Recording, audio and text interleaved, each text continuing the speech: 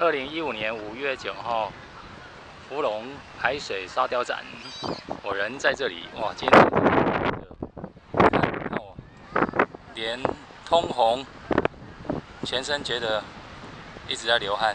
今天真的很热哎。那这是1年，很近看一点，沙雕展。另外一边就是海水浴场，要去玩水可以去玩水哦。虽然天气热，还是要玩水的，耶、